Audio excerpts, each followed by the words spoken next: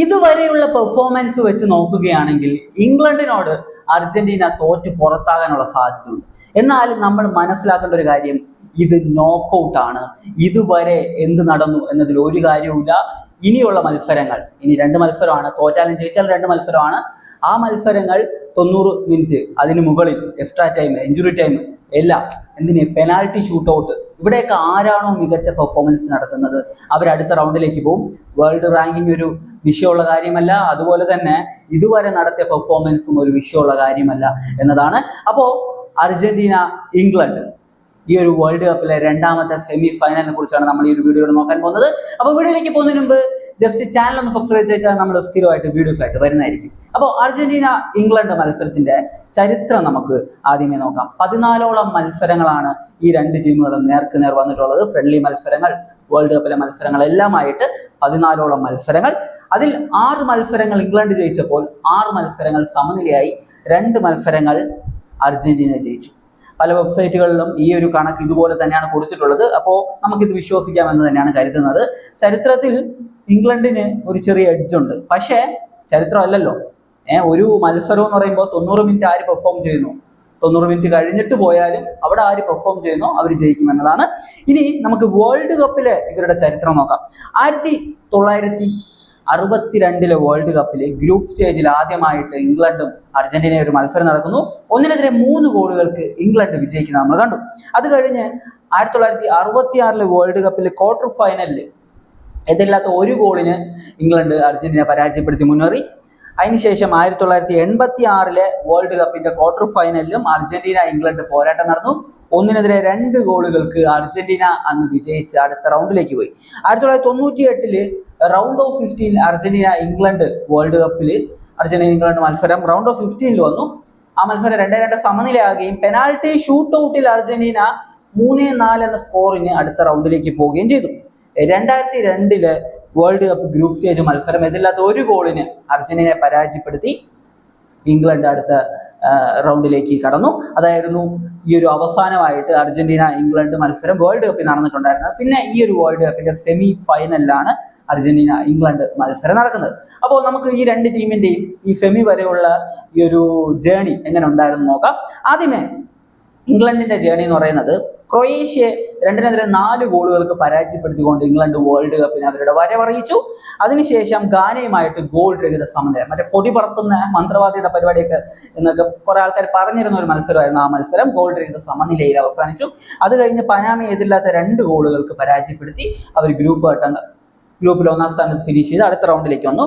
നോക്കൌട്ടിൽ DR കോങ്കോയെ 1-2 ഗോളുകൾക്ക് പരാജയപ്പെടുത്തി England round of 15ലേക്ക് വന്നു. മെക്സിക്കോയെ 2-3 ഗോളുകൾക്ക് വളരെ ടഫ് ആയിട്ടുള്ള ഒരു മാച്ചായിരുന്നു. റെഡ് കാർഡൊക്കെ കിട്ടിയിട്ടും ഇംഗ്ലണ്ട് ജയിച്ച് അടുത്ത റൗണ്ടിലേക്ക് പോയി. നോർവേ ബ്രസീലിനെ വരെ പരാജയപ്പെടുത്തി വന്ന നോർവേ 1-2 ഗോളുകൾക്ക് പരാജയപ്പെടുത്തിക്കൊണ്ടാണ് ഈ ഒരു ഇംഗ്ലണ്ട് ഇപ്പോൾ അടുത്ത റൗണ്ടിലേക്ക്, അതായത് സെമി ഫൈനലിലേക്ക് വന്നു നിൽക്കുന്നത്. ഈ എല്ലാ മത്സരവും കണ്ട ആളാണ് ഞാൻ. ഇംഗ്ലണ്ടിന്റെ എല്ലാ മത്സരത്തിലും അവർ ആധിപത്യം പുലർത്തിയിരുന്നു എന്നതിൽ ഒരു സംശയവും വേണ്ട. ഫുൾ ആധിപത്യം, 11 പേരെ വെച്ച് എപ്പോഴൊക്കെ അവർ ഗ്രൗണ്ടിൽ ഉണ്ടായിരുന്നോ അപ്പോഴവർക്ക് ഫുൾ ആധിപത്യം പുലർത്താൻ പറ്റിയിട്ടുണ്ട് എന്നതിൽ ഒരു സംശയവും വേണ്ട. ഇനി നമ്മൾ അർജന്റീനയുടെ കാര്യത്തിലേക്ക് വരാം. അർജന്റീനയുടെ ആദ്യത്തെ മത്സരം അർജന്റീന എതിരില്ലാത്ത 3 ഗോളുകൾക്ക് പരാജയപ്പെടുത്തി. ഫുൾ ആധിപത്യം അർജന്റീന നടത്തിയിരുന്നു. 2ാമത്തെ മത്സരം ഓസ്ട്രിയക്കെതിരെ എതിരില്ലാത്ത 2 ഗോളിന്റെ വിജയം അർജന്റീന സ്വന്തമാക്കിയെങ്കിലും മിഡ്ഫീൽഡിൽ ചെറിയൊരു പാളിച്ചകളൊക്കെ ആ മത്സരത്തിലുണ്ടായിരുന്നു. ഓസ്ട്രിയ എന്ന് പറയുന്ന ടീം പകരമായിട്ട് മിഡ്ഫീൽഡിൽ പ്രസ് ചെയ്യുന്ന ഒരു ടീം ആയതുകൊണ്ട് തന്നെ അതൊരു വലിയ പ്രശ്നമൊന്നുമില്ല. അത് പക്ഷേ അർജന്റീന മാനേജ് ചെയ്തു നന്നായിട്ട്. 3ാമത്തെ മത്സരം അർജന്റീന അവരുടെ 9ഓളം പ്ലേയേഴ്സിനെ മാറ്റിയിട്ടായിരുന്നു കളിച്ചിരുന്നത്. 1-3 ഗോളിന്റെ ഒരു വിജയം ജോർദാനെതിരെ അവർ സ്വന്തമാക്കുകയും ചെയ്തു. അങ്ങനെ ഗ്രൂപ്പിലെ 3 മത്സരങ്ങളും ഫുൾ ആധിപത്യം, സർവാധിപത്യത്തോടെ അർജന്റീന ജയിച്ചെങ്കിലും ഗ്രൂപ്പ് കഴിഞ്ഞിട്ട് അർജന്റീന കളിച്ച മത്സരങ്ങൾ അത് നമുക്ക് ഫുൾ ആധിപത്യത്തോടെ ജയിച്ചു എന്ന് പറയാൻ പറ്റത്തില്ല, പക്ഷെ ജയിച്ചു. ആദ്യത്തെ മത്സരം കേപ്പ് വെർദെക്കെതിരെയായിരുന്നു. കേപ്പ് വെർദെയുടെ പോരാട്ട വീര്യം, അവര് എക്സ്ട്രാ ടൈം വരെ പോയിട്ട് 2-3 എന്ന സ്കോറിന് അർജന്റീന ജയിക്കുന്ന കണ്ടു. അതിനുശേഷം അർജന്റീന ഈജിപ്ത് മത്സരം വലിയ രീതിയിൽ വിവാദങ്ങളൊക്കെ പൊയ്ക്കൊണ്ടിരിക്കുന്ന ഒരു മത്സരമാണ്. ഒരാവശ്യമില്ല, വെറുതെ ഉള്ള വിവാദങ്ങൾ. അപ്പൊ ആ മത്സരം 79 മിനിറ്റ് വരെ 2 ഗോളിന് പുറകിൽ നിന്നതിന് ശേഷം 3 ഗോളുകൾ അടിച്ചൊരു തകർപ്പൻ വിജയം അർജന്റീന സ്വന്തമാക്കുന്നത് നമ്മൾ കണ്ടു. ആ റെഗുലർ ടൈമിൽ തന്നെ ആ ഒരു വിജയം സ്വന്തമാക്കി. അതിനുശേഷം കഴിഞ്ഞ മത്സരം സ്വിറ്റ്സർലാൻഡിനെതിരെ ഒന്നിനെതിരെ 3 ഗോളിന്റെ ഒരു വിജയം സ്വന്തമാക്കിയെങ്കിലും എക്സ്ട്രാ ടൈമിലാണ് അർജന്റീനയുടെ ആ വിന്നിംഗ് ഗോളുകളൊക്കെ വന്നിട്ടുണ്ടായിരുന്നത്. 10 പേര് വെച്ച് സ്വിറ്റ്സർലാൻഡ് കളിക്കുന്ന ഒരു സിറ്റുവേഷൻ വന്നു 72-ാം മിനിറ്റിന് ശേഷം. അതിനുശേഷമാണ് സത്യം പറഞ്ഞു കഴിഞ്ഞാൽ അർജന്റീനയ്ക്ക് ഒരു താളം കണ്ടെത്താൻ പറ്റിയത് എന്ന് വേണമെങ്കിൽ പറയേണ്ടി വരും. കളിയുടെ തുടക്കത്തിൽ അർജന്റീന ഗോൾ അടിച്ചെങ്കിൽ പോലും പിന്നീട് കളി മൊത്തം കളിച്ചത് സ്വിറ്റ്സർലാൻഡ് ആയിരുന്നു. ആ ഒരു മത്സരം കണ്ടവർക്കറിയാം. അപ്പോൾ ഇങ്ങനത്തെ ഒരു പെർഫോമൻസ് ആണ് ഈ രണ്ട് ടീം നടത്തിയിട്ടുള്ളത്. ഒരു ടീം ഫുള്ളി ആധിപത്യം പുലർത്തി വരുന്നു, വേറെ ടീം മൊത്തത്തിൽ ഒരു ആധിപത്യവും പുലർത്താതെ വന്നുകൊണ്ടിരിക്കുകയാണ്. അപ്പോൾ ഇത് വെച്ചിട്ടാണ് പലരും പറയുന്നത് അർജന്റീനയ്ക്ക് ഇംഗ്ലണ്ടിനെ പരാജയപ്പെടുത്തുക എന്ന് പറയുന്നത് കുറച്ച് ഡിഫിക്കൽട്ട് ആയിരിക്കും. ശരിയാണ്, ഡിഫിക്കൽട്ട് ആയിരിക്കും. പക്ഷേ ഞാനൊരു ചരിത്രം നിങ്ങൾക്ക് പറഞ്ഞുതരാം. 1982 വേൾഡ് കപ്പ്, ആ വേൾഡ് കപ്പ് നേടിയത് ഇറ്റലി ആയിരുന്നു. ഇറ്റലി ഗ്രൂപ്പിൽ കളിച്ച 3 കളിയും ജയിച്ചിട്ടില്ല. സമനില, 3 സമനില ഗ്രൂപ്പ് ഘട്ടം കിടക്കുന്ന സമയത്ത് ആ ഒരു സമയത്ത് പല ആളുകളും പറഞ്ഞിരുന്ന ഒരു കാര്യം എന്ന് ഈ ഒരു റിപ്പോർട്ടിലുണ്ട്. എന്താണെന്ന് വെച്ച് കഴിഞ്ഞാൽ ഇറ്റലിക്ക് കപ്പ് കിട്ടാൻ പോകുന്നില്ല എന്നതായിരുന്നു. ഇറ്റലി പിന്നീട് അങ്ങോട്ട് അർജന്റീനയെ പരാജയപ്പെടുത്തുന്നു, അതിനുശേഷം ബ്രസീലിനെ പരാജയപ്പെടുത്തുന്നു, അതിനുശേഷം പോളണ്ടിനെ പരാജയപ്പെടുത്തുന്നു. ഫൈനലിൽ ഇറ്റലി ജർമ്മനിയും പരാജയപ്പെടുത്തി അവർ കിരീടം അങ്ങ് ചൂടി. അതുകൊണ്ട് തന്നെ ഇതിനു മുമ്പ് നടന്ന പെർഫോമൻസ് അത് നമ്മൾ നോക്കേണ്ട ആവശ്യമില്ല. ഇനി ഉള്ള മത്സരങ്ങളിലെ പെർഫോമൻസ് ആയിരിക്കും കപ്പ് ആർക്ക് കിട്ടും എന്നത് തീരുമാനിക്കാൻ പോകുന്നത് എന്നത് ക്ലിയർ ആയിട്ട് പറയേണ്ട ഒരു സംഭവമാണ്. ഇനി നമുക്ക് ഏറ്റവും അപകടകാരിയായ പ്ലെയർ അറിയാലോ, ഒരു സൈഡ് ലയണൽ മെസ്സിയാണ്. മെസ്സി അല്ലാതെ അർജന്റീനൻ ടീമിൽ ഈ ഒരു വേൾഡ് കപ്പിൽ അപകടകാരിയായ പ്ലെയർ എന്ന് പറയാനായിട്ട് വേറെ ആരുമില്ല. ഏറ്റവും കൂടുതൽ ഗോള്, ഏറ്റവും കൂടുതൽ അസിസ്റ്റ്, ഏറ്റവും കൂടുതൽ ഡ്രിബിള്, ഏറ്റവും കൂടുതൽ ചാൻസ് ക്രിയേറ്റ് ചെയ്തത്, ബിഗ് ചാൻസ് ക്രിയേറ്റ് ചെയ്തത്, ഏറ്റവും കൂടുതൽ സക്സസ്ഫുൾ പാസ്, ഡ്രിബിളിങ്, എല്ലാം സർവ്വ മേഖലയിലും നമുക്ക് എടുത്തു പറയാൻ പറ്റുന്ന അർജന്റീനൻ താരം ഒരൊറ്റ ആളാണ്. ഒരാളുടെ പേരേ കാണത്തുള്ളൂ, അത് ലയണൽ മെസ്സിയാണ്. മറുഭാഗത്ത് ജൂഡ് ബെല്ലിംഗ്ഹാമിന്റെ ഒരു കിടിലൻ പെർഫോമൻസ്, അതുപോലെ തന്നെ ഹാരി കെയ്ന്റെ ഒരു ബ്രില്യൻ പെർഫോമൻസ് നമുക്ക് കാണാൻ പറ്റുന്നുണ്ട്. പിന്നെ അവരുടെ അറ്റാക്കിംഗ് പ്ലെയർ ആയിട്ടുള്ള ഗോർഡൻ, അങ്ങനെ തുടങ്ങിയ മറ്റു പല പ്ലെയേഴ്സും മികച്ചൊരു പെർഫോമൻസ് നടത്തുന്നുണ്ട്. പക്ഷേ എല്ലാവരും പറയുന്ന ഒരു കാര്യം എന്താണെന്ന് വെച്ച് കഴിഞ്ഞാൽ ജൂഡ് ബെല്ലിംഗ്ഹാമും ഹാരി കെയ്നുമാണ് ഈ ഒരു ടീമിലെ കീ പ്ലെയേഴ്സ്, അവർ വേറെ ലെവലാണെന്നാണ്. എന്നാൽ ഇംഗ്ലണ്ടിലെ മത്സരങ്ങൾ കാണുന്ന ഇംഗ്ലണ്ട് ഫാനാണെങ്കിൽ ഒരു കാര്യം നിങ്ങൾക്ക് മനസ്സിലാക്കാൻ പറ്റും. ഇംഗ്ലണ്ടിന്റെ മിഡ്ഫീൽഡിൽ 2 പ്ലെയേഴ്സ് ഉണ്ട്, ഡെക്ലൻ റൈസ് അതുപോലെ തന്നെ ഇലിയറ്റ് ആൻഡർസൺ. ഇവരാണ് സത്യം പറഞ്ഞ കളി കൺട്രോൾ ചെയ്യുന്നത്. ഇവർ മിഡ്ഫീൽഡ് മൊത്തത്തിൽ കൺട്രോൾ ചെയ്യുന്നുണ്ട്. അവരുടെ ആ ഒരു കൺട്രോളിങ് പരിപാടിയാണ് യഥാർത്ഥത്തിൽ അറ്റാക്കിംഗ് പ്ലെയേഴ്സിന് നന്നായിട്ട് പെർഫോം ചെയ്യാനും ഗോൾ അടിക്കാനും സഹായിക്കുന്നത്. ജൂഡ് ബെല്ലിംഗ്ഹാം എന്തുകൊണ്ട് റയൽ മാഡ്രിഡിൽ മികച്ച പെർഫോമൻസ് നടത്തിയില്ല? അതിനുള്ള കാരണം എന്താ? ജൂഡ് ബെല്ലിംഗ്ഹാമിന് പുറകിൽ കളിക്കുന്ന മിഡ്ഫീൽഡേഴ്സ് അത്ര മികച്ച പെർഫോമൻസ് നടത്തിയിട്ടില്ല കഴിഞ്ഞ 2 സീസണിൽ. അതിന് മുമ്പത്തെ സീസണിൽ ടോണി ക്രൂസ് ഒക്കെ അവിടെ ഉണ്ടായിരുന്നു. അതുകൊണ്ട് ജൂഡ് ബെല്ലിംഗ്ഹാം മികച്ചൊരു പെർഫോമൻസ് നടത്തി. സെയിം പരിപാടിയാണ് ഇവിടെ. അവരുടെ 2 മിഡ്ഫീൽഡേഴ്സ് എലിയറ്റ് ആൻഡർസണും അതുപോലെ ഡെക്ലൻ റൈസും വളരെ മികച്ച രീതിയിൽ കളിക്കുന്നതുകൊണ്ടാണ് മുന്നേറ്റത്തിൽ കളിക്കുന്ന പ്ലെയേഴ്സിന് വളരെ മികച്ച രീതിയിലുള്ള ഒരു പെർഫോമൻസ് പുറത്തെടുക്കാൻ പറ്റുന്നത്. മിഡ്ഫീൽഡിൽ ഒരു കൺട്രോൾ കൊണ്ടുവരാൻ അവർക്ക് പറ്റുന്നുണ്ട്. അത് ഡിഫെൻസീവ് ആയിട്ടായാലും ഒഫൻസീവ് ആയിട്ടായാലും അത് അവർക്ക് ചെയ്യാൻ പറ്റുന്നുണ്ട്. അർജന്റീനയെ സംബന്ധിച്ച് 4 മിഡ്ഫീൽഡേഴ്സിനെ വെച്ച് അർജന്റീന കളിക്കുന്നുണ്ടെങ്കിൽ പോലും അർജന്റീനയ്ക്ക് മിഡ്ഫീൽഡിൽ ഒരു കൺട്രോൾ എടുക്കാൻ പറ്റാറില്ല.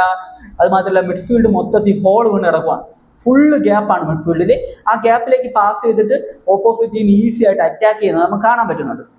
കഴിഞ്ഞ മത്സരത്തിന് ശേഷം അർജന്റീനയുടെ പരിശീലകനായിട്ടുള്ള ലയണൽ സ്കലോനി പറഞ്ഞിട്ടുള്ളത് എന്തായിരുന്നു? അർജന്റീന ഈ മത്സരം അത്ര മികച്ച രീതിയിലല്ല കളിച്ചിട്ടുണ്ടായിരുന്നത്, ഭാഗ്യം കൊണ്ട് ജയിച്ചൊരു മത്സരമാണ് ഇത്, ഞങ്ങൾക്ക് ഇനിയും ഇമ്പ്രൂവ് ചെയ്യാനുള്ള കാര്യങ്ങളുണ്ട്, ഇമ്പ്രൂവ് ചെയ്യേണ്ട മേഖലകളുണ്ട് എന്നതായിരുന്നു അദ്ദേഹം പറഞ്ഞിരുന്നത്. വളരെ വ്യക്തമായിട്ട് അദ്ദേഹത്തിന് കാര്യങ്ങൾ അറിയാം, അത് അദ്ദേഹം പ്രോപ്പറായിട്ട് സെറ്റാക്കുമെന്ന് തന്നെയാണ് ഞാൻ പ്രതീക്ഷിക്കുന്നത്. എന്തായാലും ഒരു ടഫ് മത്സരം കാണാൻ പറ്റും എന്ന് തന്നെയാണ് കരുതുന്നത്. ഒരു ടീം വൺ സൈഡഡ് ആയിട്ടുള്ള ഒരു ഗെയിം ഒന്നും ആകാനുള്ള സാധ്യത ഞാൻ കാണുന്നില്ല. എന്തായാലും അർജന്റീനയെ സംബന്ധിച്ച് അർജന്റീനയുടെ ഡിഫൻസും അറ്റാക്കിങ്ങും ഒക്കെ നമ്മൾ നോക്കുമ്പോൾ അർജന്റീനയുടെ അറ്റാക്കേഴ്സ് മൊത്തം നേടിയത് 17 ഗോളുകളാണ്. 17 ഗോളുകൾ അറ്റാക്കേഴ്സ് മാത്രമല്ല ഡിഫൻഡേഴ്സ് സ്കോർ ചെയ്തിട്ടുണ്ട്. മൊത്തത്തിൽ അർജന്റീന ടീം ഈ ഒരു വേൾഡ് കപ്പിൽ അടിച്ചിട്ടുള്ളത് 17 ഗോളുകളാണ്. ഈ വേൾഡ് കപ്പിൽ ഏറ്റവും കൂടുതൽ ഗോളുകൾ സ്കോർ ചെയ്ത ടീം അത് ഫ്രാൻസ് അല്ല, അത് സ്പെയിൻ അല്ല, അത് ഇംഗ്ലണ്ടും അല്ല, അത് അർജന്റീനയാണ്. 17 ഗോളുകളായിട്ട് ഏറ്റവും കൂടുതൽ ഗോൾ സ്കോർ ചെയ്ത ടീം അർജന്റീനയാണ്. ഇനി ഗോൾ കൺസീഡ് ചെയ്തതിന്റെ കാര്യത്തിലേക്ക് വന്നു കഴിഞ്ഞാൽ 6 ഗോളുകൾ അർജന്റീന കൺസീഡ് ചെയ്തിട്ടുണ്ട്. ഈ ഒരു വേൾഡ് കപ്പിൽ ആദ്യത്തെ 2 മത്സരം ക്ലീൻ ഷീറ്റ് ആയിരുന്നെങ്കിൽ പിന്നീട് അങ്ങോട്ട് കളിച്ച 4 മത്സരങ്ങളിൽ നിന്നാണ് 6 ഗോളുകൾ അർജന്റീന കൺസീഡ് ചെയ്തിട്ടുള്ളത്. ഒരു ക്ലീൻ ഷീറ്റ് പോലും അവർക്ക് നേടിയെടുക്കാൻ പറ്റിയിട്ടുമില്ല എന്നതാണ്. ഇനി മറുഭാഗത്ത് ഇംഗ്ലണ്ടിന്റെ അവസ്ഥ എന്താണെന്ന് വെച്ച് കഴിഞ്ഞാൽ ഇംഗ്ലണ്ട് മൊത്തം ഈ വേൾഡ് കപ്പിൽ സ്കോർ ചെയ്തിട്ടുള്ളത് 13 ഗോളുകളാണ്. 13 ഗോളുകൾ, വഴങ്ങിയിട്ടുള്ളത് അർജന്റീനയെ പോലെ 6 ഗോളുകൾ തന്നെയാണ്. ഇംഗ്ലണ്ടിന് ഒരേ ഒരു ക്ലീൻ ഷീറ്റാണുള്ളത്, ഒരൊറ്റ ക്ലീൻ ഷീറ്റ്. അത് അവരുടെ ഗ്രൂപ്പിൽ ഗാനയ്ക്കെതിരെയുള്ള മത്സരമായിരുന്നു. ഗോൾ രഹിത സമനിലയിൽ അവസാനിച്ച മത്സരം. ഇംഗ്ലണ്ട് ഗോൾ അടിക്കാത്ത മാച്ച് ഉണ്ടോ എന്ന് ചോദിച്ചു കഴിഞ്ഞാൽ ഉണ്ട്, ഗാനയ്ക്കെതിരെയുള്ള മാച്ച്. അതുപോലെ തന്നെ ഗോൾ വാങ്ങാത്ത മാച്ച് ഉണ്ടോ എന്ന് വെച്ച് കഴിഞ്ഞാൽ ഉണ്ട്, ഒരൊറ്റ മാച്ച്, അതും ഗാനയ്ക്കെതിരെയുള്ള മാച്ചാണ്. അതായത് രണ്ട് ടീമും, അർജന്റീന ആയാലും ഇംഗ്ലണ്ട് ആയാലും നന്നായിട്ട് അറ്റാക്കിങ് ചെയ്യുന്ന, അതുപോലെ തന്നെ ഡിഫൻസ് അത്ര പക്ക അല്ലാത്ത ടീമുകളാണ്. ഗോൾ വാങ്ങാനും സാധ്യതയുണ്ട്, നല്ല രീതിയിൽ ഗോൾ തിരിച്ചടിക്കാനും സാധ്യതയുണ്ട്. ഈ മത്സരത്തിൽ എനിക്ക് തോന്നുന്നു ഒരു നല്ല സ്കോറിംഗ് ഗെയിം ആകാനുള്ള ഒരു സാധ്യത ഉണ്ട്. 2-3 ഗോളൊക്കെ രണ്ട് ടീമുകളും അങ്ങനെ അങ്ങോട്ടും അടിക്കാനുള്ള ഒരു സാധ്യത ഉണ്ട്. 2-3 ഗോൾ അങ്ങനത്തെ ഒരു സ്കോർ മാർജിനിലൊക്കെ ഈ ഒരു മത്സരം ഫിനിഷ് ആകാനുള്ള എല്ലാ സാധ്യതയുണ്ട്. പിന്നെ റെഗുലർ ടൈമിൽ തന്നെ ഈ ഒരു മാച്ച് ഫിനിഷ് ആകാനുള്ള സാധ്യത ഞാൻ കാണുന്നില്ല. ഒരുപക്ഷെ എക്സ്ട്രാ ടൈമിലോ പെനാൽറ്റി ഷൂട്ട് ഔട്ടിലേക്ക് വരെ ഈ ഒരു മാച്ച് നീണ്ടേക്കാം എന്നതാണ് എൻ്റെ ഒരു പ്രഡിക്ഷൻ എന്ന് പറയുന്നത്. ലയണൽ മെസ്സിയുടെ അവസാനത്തെ വേൾഡ് കപ്പാണ്. അദ്ദേഹത്തിന് എന്തായാലും ഇനിയും 2 മത്സരങ്ങൾ എന്തായാലും കളിക്കണം. അത് ജയിച്ചാലും തോറ്റാലും കളിക്കണം. പക്ഷെ അത് എങ്ങനെ, അദ്ദേഹത്തിന്റെ അവസാനത്തെ വേൾഡ് കപ്പ് എങ്ങനെ ഫിനിഷ് ആകും എന്നത് കണ്ടറിയേണ്ട ഒരു കാര്യമാണ്. അപ്പൊ നിങ്ങളുടെ അഭിപ്രായങ്ങൾ നിങ്ങൾ എന്ത് തന്നെയാണെങ്കിലും കമന്റിൽ പറയുക. മറ്റൊരു വീഡിയോ ആയിട്ട് കാണുന്നതായിരിക്കും. ബൈ ബൈ വിത്ത് ഫൂട്ടേൽ.